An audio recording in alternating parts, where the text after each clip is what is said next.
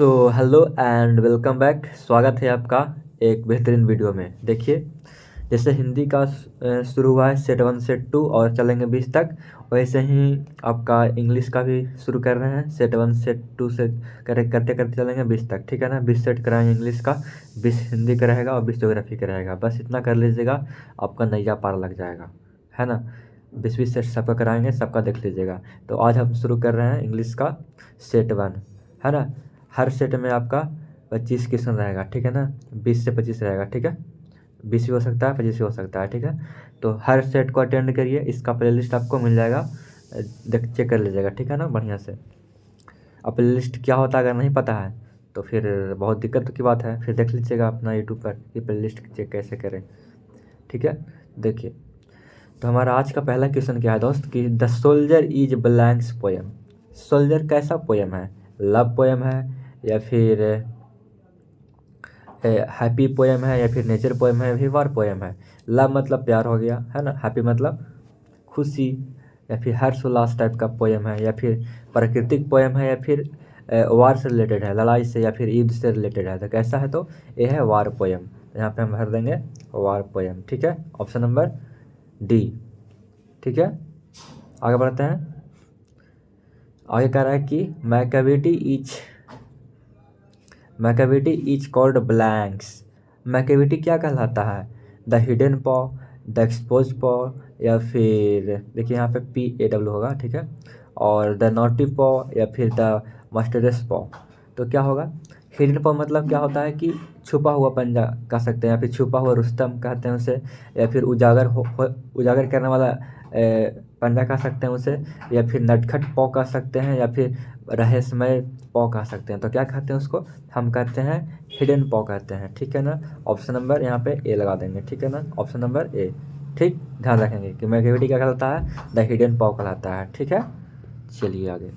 कह रहा है कि कमला दास इज एन पोएटेस। जो कमला दास है वो एक कैसा पोएट है ना, कैसा पोएटेस है। पोएटेस कहने का मतलब कि कवित्री, ठीक है ना। वो कैसा क्या कवित्री है? अमेरिकन है, अफ्रीकन है, इंडियन है, फिर नाइजीरियन है। तो कैसा है बताएंगे वो कैसा है वो? तो वो एक इंडियन पोएट्री है ना, ठीक है। तो ऑप्शन नंबर यहाँ पे सी बिल्कुल करेक्ट हो जाएगा। नाइजीरियन कहाँ है? ये आपको पड़ता है साउथ अफ्रीका में पड़ता है, ठीक है ना। ठीक है, नाइजीरिया हो गया, प्रिटोरिया हो गया, सब कहाँ पड़ता है? साउथ अफ्रीका में पड़ता है। ये आपको बताएंगे वो हिस्ट्री वाले सर बताएंगे, या फिर ज्योग्राफी में जब पढ़ाते हैं तब हम बताते हैं, ठीक है। खैर कोई ना, आगे बढ़ते हैं। अभी फ़िलहाल कह रहा है क्या कि the poet in song of my self blanks for himself. क्या क्या कहता है? क्राइज मतलब कि वो चिल्लाते रहते हैं, या फिर सिंग्स मतलब गाना हो गया, लाफ मतलब हंसना, और साउथ मतलब क्या होता है? चिल्लाना होता है इसका मतलब, ठीक है ना, चिल्लाना, ठीक है। क्या होता है इसका मतलब? चिल्लाना होता है। और इसका मतलब क्या होता है? रोना, या फिर कह सकते हैं कि चिल्लाना, इसका मतलब होता है, ठीक है ना, ठीक है, ठीक। सिंग मतलब गाना पता होगा, लाफ मतलब हंसना। तो क्या करते हैं वो पोएट? क्या करते हैं खुद को? तो क्या कहते हैं वो? गाते हैं। सिंग यहाँ पर हो जाएगा, ठीक है ना। Option number B. तो the poet in song of myself sing for himself. क्या करते हैं खुद के लिए? गाते हैं, ठीक है ना। तो यहाँ पे सिंग बिल्कुल हो जाएगा करेक्ट, ठीक है। तो आगे बढ़ते हैं। अब कह रहा है कि सेविस वान क्या इंटरेस्टेड इन गॉड्स, बताइएगा। यहाँ पे वन नहीं होगा यार, यहाँ पे थोड़ा सा यहाँ पे मिस्टेक है, यहाँ पे एस एन नहीं होगा, यहाँ पे एस होगा, ठीक है ना। तो सेबी वाज इंटरेस्टेड इन, तो सेबी था जो किस चीज़ में था इंटरेस्टेड, बताइएगा। तो गॉड में था, यहाँ पे लिख देगा, ठीक है ना, कि गॉड में था। ऐसे भी क्वेश्चन पूछ सकता है कि सेबई वाज इंटरेस्टेड ब्लैंक्स, यहाँ पे आपको ये वाला नहीं देगा, ठीक है ना। तो यहाँ पे भरना पड़ेगा गॉड्स, ठीक है ना, मतलब कि लौकी, ठीक है।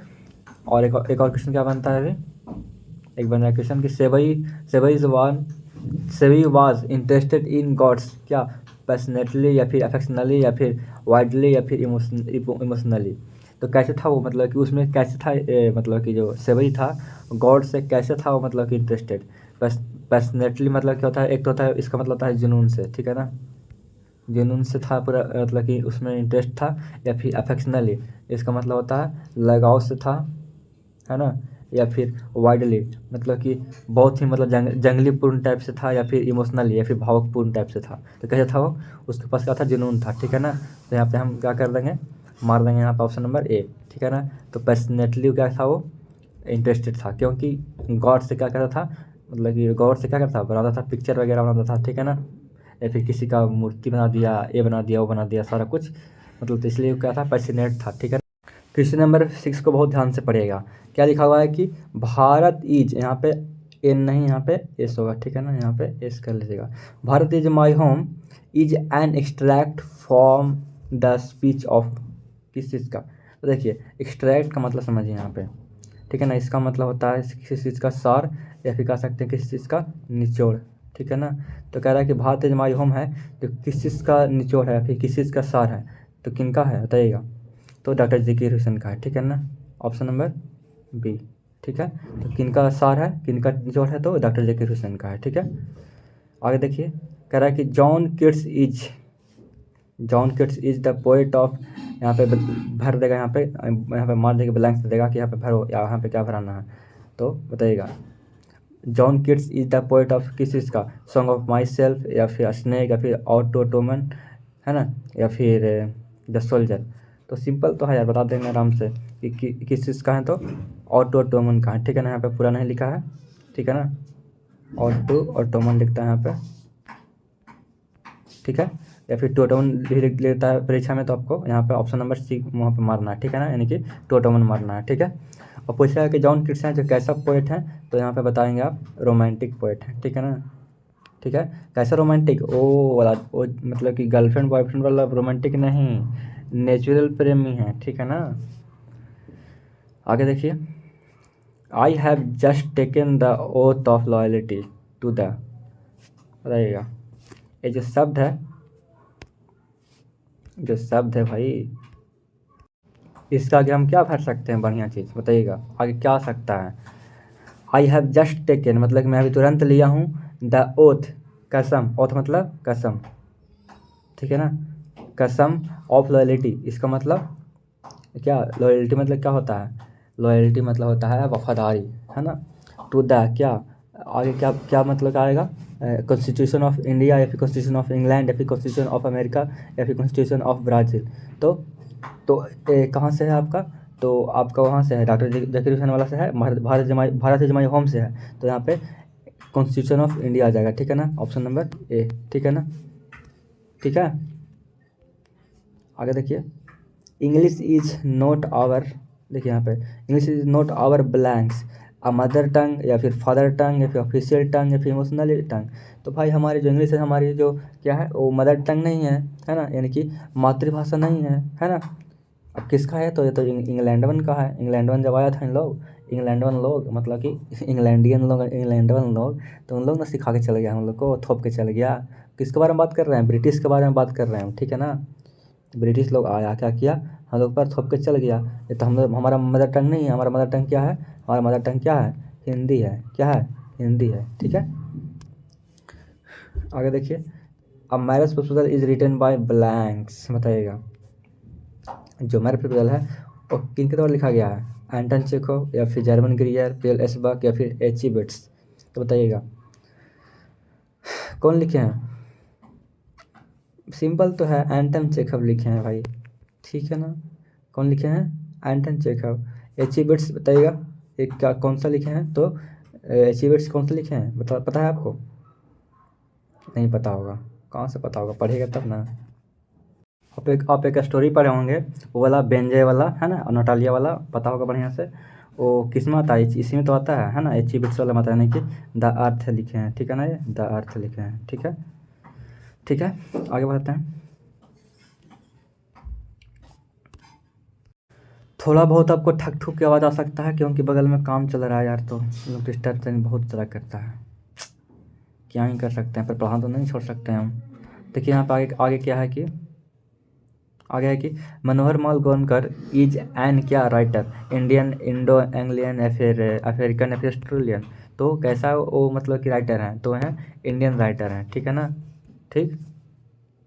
आगे बढ़ते हैं, कह रहा है क्या आगे कि blanks blanks is a direct presentation of imaginative reality of on stage. Choose the correct option, drama, rehearsal या फिर डिस्कशन या फिर पेंटिंग। तो आपका भरना है यहाँ पे सुटेबल ऑप्शन, ठीक है ना। क्या है, ड्रामा है या फिर रिहर्सल है। Is a direct presentation of imaginative reality on stage. किस चीज़ को हम मतलब कहते हैं, रिप्रेजेंट करते हैं वहाँ पे स्टेज पे। तो ड्रामा को तो रिप्रेजेंट करते हैं यहाँ पे, है ना, मतलब कि एकदम रियलिटी में, है ना। लेकिन वो कैसा होता है, इमेजिनेटिव होता है, ठीक है। तो अभी क्या करते होंगे, जैसे कि आप ड्रामा वगैरह करते होंगे सरस्वती पूजा में या फिर कभी कभी न कभी किए होंगे, ठीक है ना। तो drama is a direct presentation, क्या करता है वो, डायरेक्ट प्रेजेंटेशन है ऑफ इमेजिनेटिव रिलेटिव, ठीक है ना, रिलेटिव, ठीक है ना। मतलब रिलेटिव का क्या है वो, मतलब कि काल्पनिक रिलेटिव है, ठीक है ना। मतलब कि वास्तविकता से कोई लेन देन नहीं है, ठीक है ना, कहने का मतलब है। तो ड्रामा क्या होता है, वास्तविकता से इसको कोई लेन देन नहीं रहता है, सिर्फ रहता है इमेजिनेटिव पे रहता है, ठीक है। A pinch of snuff is written by, बहुत सिंपल क्वेश्चन है, आप ही बता दीजिएगा कौन लिखे हैं। तो मनोहर मालगोनकर लिखे हैं, ऑप्शन नंबर सी, ठीक है। सिर्फ ऐसे ही नॉर्मल तो पूछ लिया है। आगे देखिए कि I have a dream is part of speech delivered by, किनके द्वारा, जर्मन गिरियर या फिर सीगन या फिर एचिवेट्स या फिर मार्टिन लूथर किंग। तो किनके द्वारा लिखा गया ये वाला आई हैव अ ड्रीम, तो मार्टिन लूथर किंग, ठीक है ना। यहाँ पे जेयर शुरू में छोड़ दिया है, जेयर मार्टिन लूथर किंग, ठीक है ना, जेयर मतलब जूनियर, ठीक है। तो I have a dream is part of speech delivered by, किनके द्वारा, तो मार्टिन लूथर किंग के द्वारा, ठीक है ना। ठीक, आगे बढ़ते हैं। कह रहा है कि पापा please tell this gentleman whom the whom the blanks belong to us or him। Ox meadow, ox meadows या फिर फॉक्स मीडोज या फिर डॉग मीडोज या फिर कैट मीडोज, बताइएगा। यहाँ पे आपका क्या करना है, आपको यहाँ पे भरना है आपको सुटेबल ऑप्शन, ठीक है ना। तो देखिए, अब घास कौन खाता है बताइएगा हमको आप, घास कौन खाता है, लोमड़ी खाता है, कुत्ता खाता है या फिर बिल्ली खाता है, घास कौन खाता है।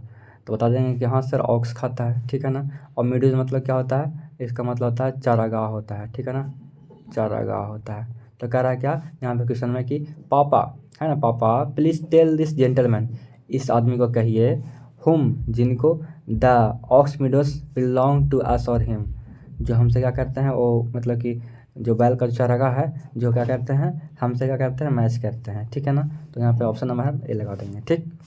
क्वेश्चन ऐसा ही आएगा, ऐसा ही बना दीजिएगा, ठीक है। आशा है कि आप बना सकते हैं, ऐसे ही क्वेश्चन जल्दी आता नहीं है, सच बात है। तो ये एक क्वेश्चन आता नहीं है, बस इसको हम ऐड किए हैं ऐसे ही, पर ये क्वेश्चन आता नहीं है, ठीक है। सिर्फ कॉमन सेंस के लिए वाला आता है, अगर आएगा भी तो, है ना, ऐसा आएगा नहीं, टेंशन मत लीजिए।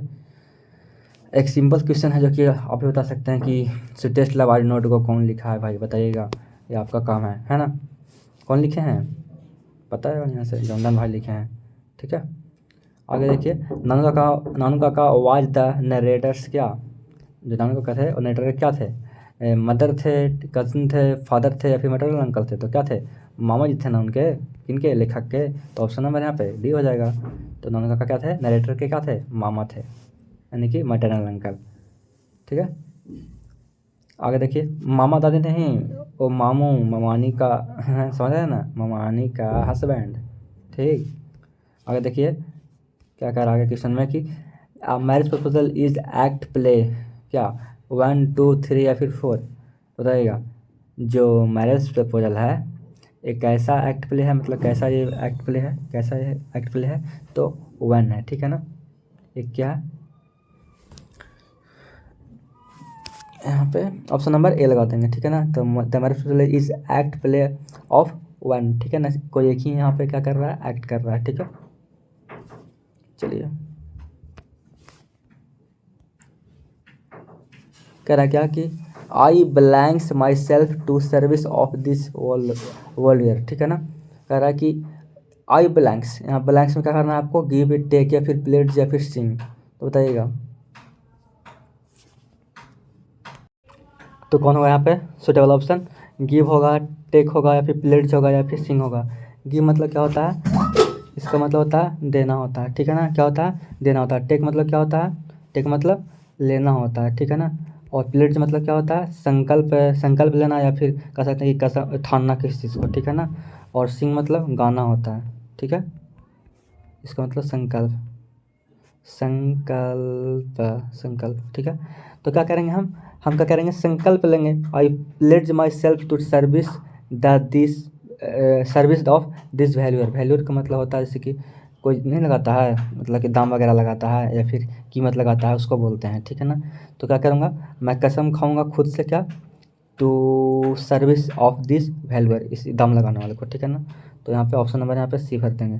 ग्रामर से क्वेश्चन है, कुछ खास नहीं है, ये पूछेगा नहीं पूछेगा, इसमें कोई बड़ी बात नहीं है, नहीं पूछेगा, ठीक है, कंफर्म रहिए। बस इसको हम ऐड किए हैं ताकि आप बता सकते हैं, ठीक है। और आज का हमारा लास्ट क्वेश्चन यही रहेगा 20 वाला। अब देखिए हम करेंगे करते 30 तक, पर क्या है कि बगल में ठक ठक का आवाज़ आ रहा है यार, मतलब दीपावली के समय है ना, तो सब काम धाम कर रहा है, तो अब रात में पढ़ाएंगे तो फिर वीडियो अपलोड करेंगे, ठीक है। अब ये बहुत आवाज़ आ रहा है, अभी दिन में पढ़ा रहे हैं तो फिलहाल 25 क्वेश्चन ध्यान देते हैं, ठीक है। तो यहाँ पे आज का लास्ट क्वेश्चन क्या है कि I have a dream, the dream is for freedom, और क्या नेग्रो अमेरिकन या फिर नेग्रो साउथ अफ्रीका या फिर नेग्रो इन इंडिया या फिर नन ऑफ दिस। तो आई हैव अ ड्रीम जो है ना, मेरा एक सपना है। ड्रीम किस चीज़ के लिए है वहाँ पे, फ्रीडम, और फ्रीडम मतलब स्वतंत्रता, स्वतंत्रता। और किस चीज़ के लिए, नेग्रो इन अमेरिका या फिर नेग्रो इन साउथ अफ्रीका। तो अमेरिका के लिए लड़ा हो रहा था, है ना, यानी कि ऑप्शन नंबर यहाँ पे ए हो जाएगा, है ना। तो संघर्ष कहाँ हो रहा था, तो अमेरिका में हो रहा था ना, तो ऑप्शन नंबर यहाँ पे ए हो जाएगा, ठीक है ना। और फ्रीडम और क्या, नेग्रो इन अमेरिका, ठीक है। तो इस तरीके से आप इसका ऑप्शन ए लगा सकते हैं, ठीक है ना, वहाँ भी। देखिए एक लास्ट क्वेश्चन है जो कि आपको बताना है कमेंट बॉक्स में, ठीक। क्या है कि यहाँ पे the condition of Negro was क्या, गुड, ट्रेवलसम या फिर अपीलिंग या फिर नन ऑफ दिस। तो कैसा था हम लोग का कंडीशन नेग्रो का, बताना है आपको कमेंट बॉक्स में। देखते हैं आपसे बनता है कि नहीं बनता है, ठीक है ना। मिलते हैं सेट 2 में।